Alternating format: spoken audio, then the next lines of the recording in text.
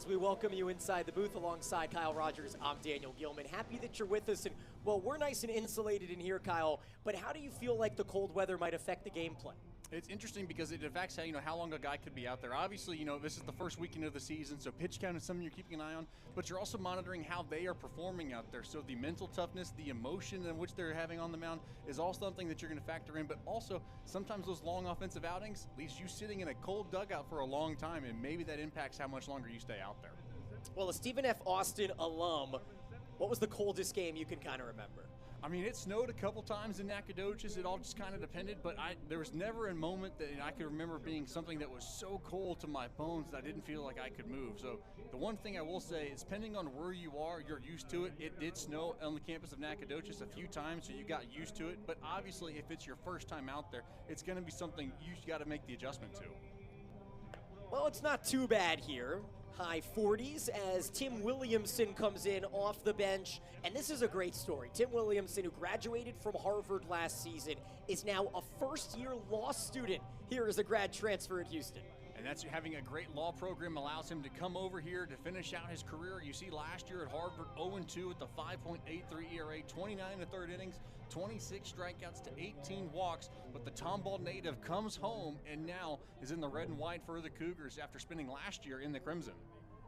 And two phenomenal innings out of the bullpen for Grayson Drezik, who potentially in line for the win. You'd have to imagine so, as Logan Haskell swings at the first pitch, tests Lopez over at third, and Williamson, that's a bullpen pitcher's dream, isn't it? One pitch, one out. That's exactly what you want. You come in, you establish a zone with an off-speed pitch, you get him out in front for that rollover ground ball to Alex Lopez at third, who does a great job of fielding it and throwing over for that one pitch, one out to begin the top of the seventh.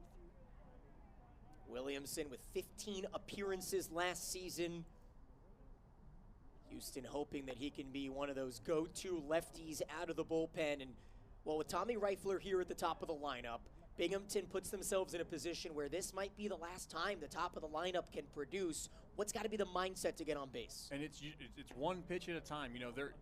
Baseball is a game of inches, so you want to make sure you're staying in the current moment, not thinking of what's ahead. Obviously, as you mentioned, this could be the top of the orders. Last time through, as they only saw Drezik one time through, spanning the 5th to 6th, now into the 7th here. So as we look to see what they can do, just trying to make sure you're putting yourself in a good count as he looks at that 2-0 offering for the called strike. But if you're Reifler, you're just trying to find a way to get on base, and then you go to the guy behind you. When you're down 2, you can't win it, as the leadoff man on one swing. Reifler, the batting champion last season in the America East Conference, fouls this one off, and we'll have to wear it here for a moment. Meanwhile, Houston makes that defensive substitution we alluded to in the last half inning. Shane Vogel fires it into center field while Cameron Nickens pushes over to left. Adds a little bit of speed with Jones, Shane Vogel, and Nickens, the 3 Cougar outfielders here. And it's a familiarity for Nickens. He was the everyday left fielder a season ago. He's been obviously seeing time to start 2024 in center, but he's shifting back to a spot that he is very comfortable with. Payoff pitch comes from lefty to lefty. Oh, a breaking ball freezes Reifler. Rung up by Chris Booker for out number 2. And it was that delayed call. As you mentioned, the payoff pitch, he didn't hear anything. He thought it might be ball 4. And as we take one more look at the off-speed pitch, freezes him and does look like it gets in just above that knee. And he's able to get that second out looking. Brings up the 2-hitter in Mike Gunning, a right-handed bat. Finds that backdoor breaking ball to perfection there, 0-1. Walk in the first inning and a stolen base for Gunning, who is 1 for 7 in the young season. Holds on a breaking ball and smashes it over Lopez's head, and a 2-out single keeps the inning alive for the Bearcats. And that's just, staying within yourself on that pitch, the off-speed pitch. He's able to sit back on and shoot into left field for the 2-out base knock. So take one more look. It's an off-speed pitch low and in, and he just turns around on it. 6th into the contest for the visiting Bearcats, who trekked over 1,500 miles down from Vestal, New York, here to Houston. As Devin Bade Comes off of a hard hit ground ball single in the 6th. Takes one low, smothered by French. So your final line for Drezek out of the bullpen, 2 innings, 2 hits, nothing else to show for it except 3 punch-outs on 32 pitches. As a former SID, you're leaning towards him, or are you waiting for another bullpen arm to potentially grab that win? And he did exactly what you wanted, so that's a guy that, in my mind, is looking to improve to 1-0 at the conclusion of this game, if it holds. Agreed.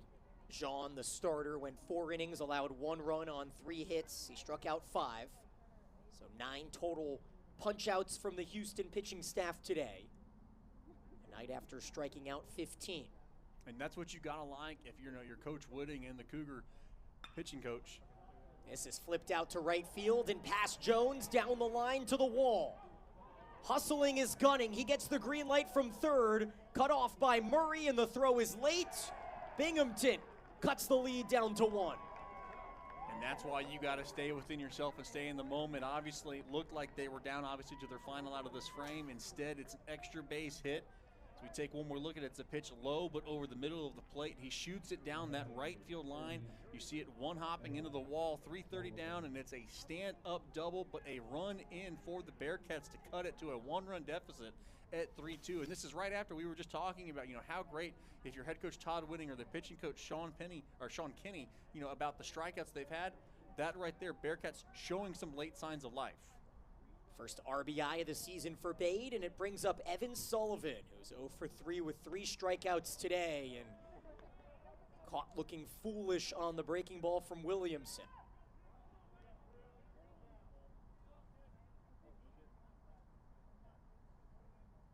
Well, if you're Tim Williamson, you've come in and thrown nothing but strikes. Certainly turning that wiffle ball style approach with the breaking balls and putting Sullivan well behind the 8 ball here 0-2. And you're just trying to make sure you can now get out of this inning. It's 1 run in. You want to limit the damage if you're Williamson to go right back to your offense. 0-2 pitch from the Harvard transfer, and it's fouled off. Kevin Riley, the designated hitter, waits on deck for the Bearcats if the inning continues. 8-9-1 due up for Houston in the 7th, after we stretch, of course.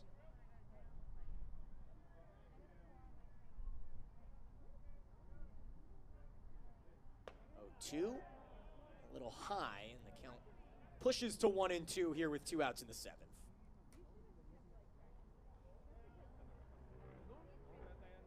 The 7th inning in a very similar situation. It was 3-1 yesterday. Saw a big 5th inning flip for Houston to come from behind and then add runs in the pivotal 7th as well for an 8-4 victory.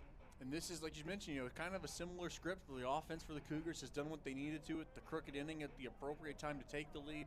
The pitching staff has done a good job of imposing its will. And now if you're the Bearcats, you're trying to change that narrative. Plenty of holes on the defense. And it's driven out to straightaway center field. Back goes the newly introduced Shane Vogel, and he'll line it up to make the catch. So Binghamton able to score 1, put a threat into that deep fly ball, but Houston's lead carries us into the 7th inning stretch. Next here on the Big 12 Now.